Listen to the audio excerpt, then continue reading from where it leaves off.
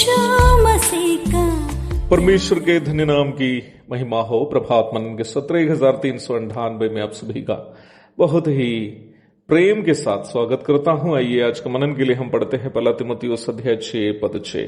पर संतोष सहित भक्ति बड़ी कमाई है।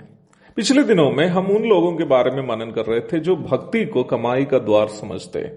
वे ऐसे लोग हैं जो ईश्वर भक्ति को नहीं तो प्रभु की सेवा को सुख समृद्ध जीवन बिताने का एक माध्यम समझते हैं। सभी प्राचीन धर्मों में यदि देखें तो ईश्वर की भक्ति ईश्वर को प्रसन्न करने का मार्ग है, चाहे वो भारत का आर्य धर्म में हो या पारसी धर्म में हो या कोई अन्य प्राचीन धर्म में हो। इन धर्मों में आस्था रखने वाले लोग जो ईमानदारी से आस्था रखते हैं, वे लोग अपने सांसारिक सुखों को छोड़कर एक दरिद्रता का जीवन स्वयं चुन लेते हैं। भारत के प्राचीन ऋषि मुनि लोग इस प्रकार के लोग थे।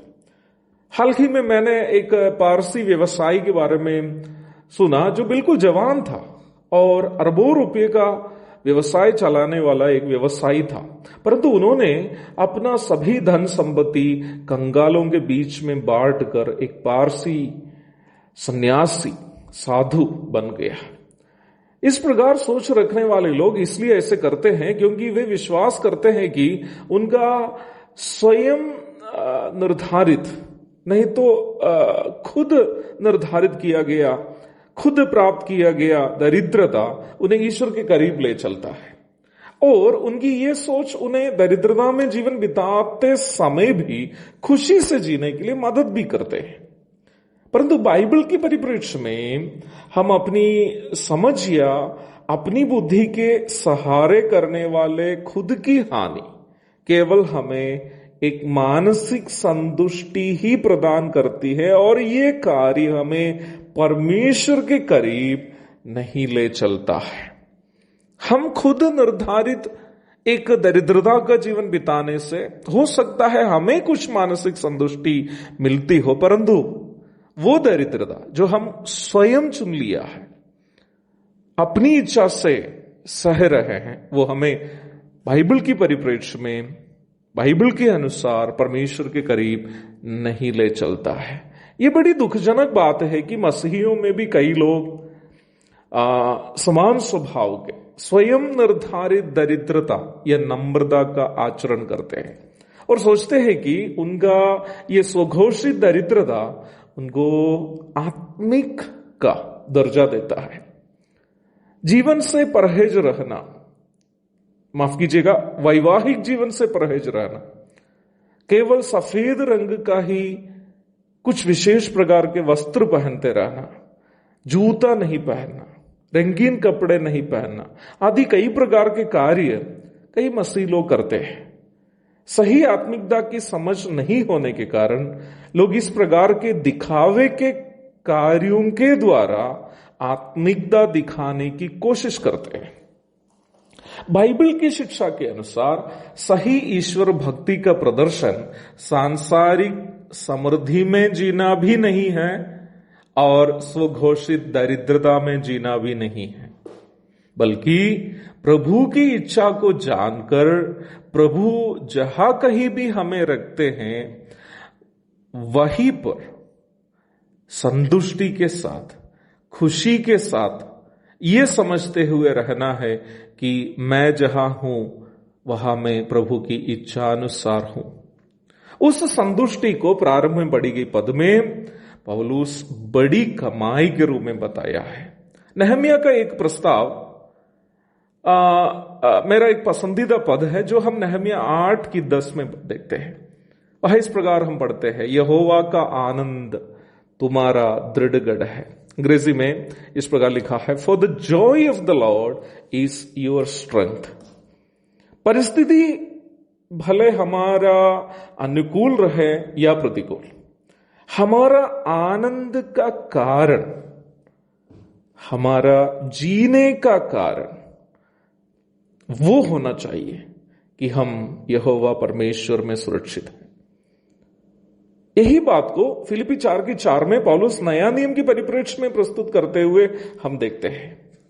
वहां पौलुस इस प्रकार कहता है, प्रभु में सदा आनंदित रहो।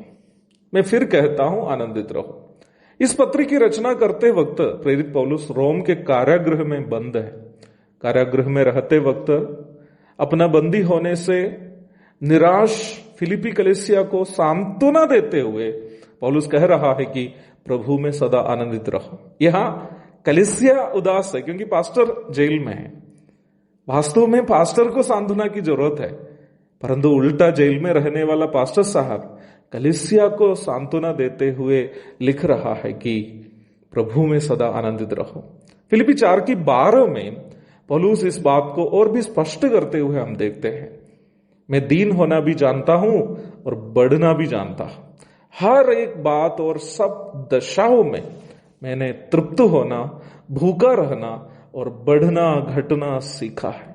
जो मुझे सामर्थ देता है उसमें मैं सब कुछ कर सकता हूं।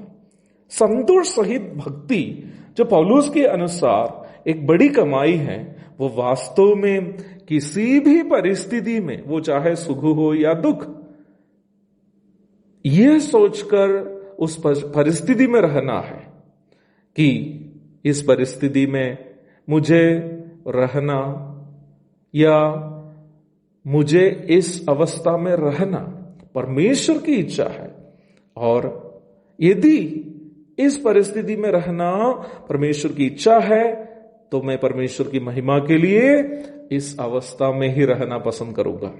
अर्थात दुख में रहने वाला व्यक्ति यदि समझते हैं कि ये परमेश्वर की इच्छा के अनुसार मैं दुख में हूं, तो वो नहीं चाहेगा कि सुख प्राप्त करे।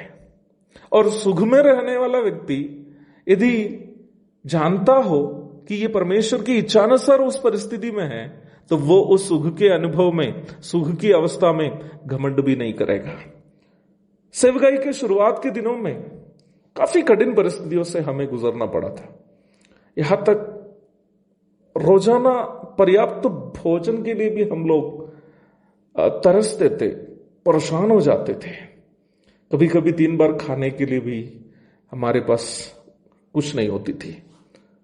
परंतु हमारे लिए भूखे प्यासे रहने से अधिक तकलीफ उन तथाकथित विश्वासियों से होती थी जो हमारी तकलीफ जानते हुए ये प्रचार करते थे कि हम इसलिए संकट में हैं क्योंकि हमें सेवा का बुलाहट नहीं है। मुझे उन लोगों से कोई विद्वेष या दुश्मनी आज नहीं है, क्योंकि मुझे मालूम है वे लोग उस दिन ऐसा प्रचार इसलिए करते थे क्योंकि वे लोग हमारा बुलाहट के विषय में अनजान थे। परंतु हम काफी कठिन परिस्थिति से उन दिनों में गुजरते थे। ऐसा ही एक दिन काफी आर्थिक संकट से गुजरते वक्त मेरी पत्नी ने मुझसे बोली, क्यों ना हम कुछ काम भी साथ ही साथ करें ताकि जीने के लिए हम कुछ पैसा भी कमा सके। मैंने उनसे कहा, देखो, प्रभु के बुलाहट मिलने के बाद 7 वर्ष तक मैंने यही प्रभु से कहते रहा, प्रभु मैं काम के साथ सेवा करूंगा, पूर्ण समय सेवा के लिए नहीं निकलूंगा। परंतु प्रभु की इच्छा यही थी कि मैं पूर्ण समय उनकी सेवा करूं। अब सेवा के लिए हम लोग निकल गए।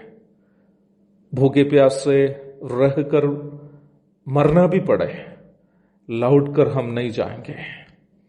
हमने उनसे कहा, केवल इस विश्वास से हम ऐसे, मेरी पत्नी से कहा था कि मुझे इस बात की यकीन थी कि जिस अवस्था में मैं उस समय था वो प्रभु की इच्छा के अनुसार था, इसलिए मुझे उस परिस्थिति के विषय में दुख भी नहीं था। उन दिनों में भी नहीं और अभी भी नहीं है। आज 17 वर्षों के बाद मुझे उन दिनों की याद करते वक्त किसी प्रकार का दुख नहीं है, केवल खुशी ही है कि प्रभु ने हमें अपने लिए दुख उठाने का अनुग्रह दिया। मैं इन बातों को इसलिए आपसे कह रहा हूं, विश्वास में आने के कारण या सेवा में निकलने के कारण आप यदि परेशानी में हैं, निराश मत हो जाइए। केवल ये सोचकर खुश रहिए कि आप जिस परिस्थिति में हैं वो प्रभु की इच्छा अनुसार है, और प्रभु जो भी करता है वो सब मिलकर भलाई ही को उत्पन्न करती है। और इस विश्वास के साथ कि प्रभु की इच्छानुसार मैं इस परिस्थिति में हूं, जिससे हमें एक आनंद मिलता है, उसी को पौलुस यहां बड़ी कमाई कहता है। वर्तमान मसीह जीवन की सबसे बड़ी कमाई भी ये आनंद है जो किसी भी परिस्थिति में रहते वक्त हमारे अंदर में है कि मैं जिस अवस्था में हूं वो प्रभु की इच्छा अनुसार है। एक और शुभ दिन की धन्य कामनाओं के साथ आज का मनन का मैं पूर्ण विराम करता हूं। प्रभु आप सबको आशीष दे। आमीन।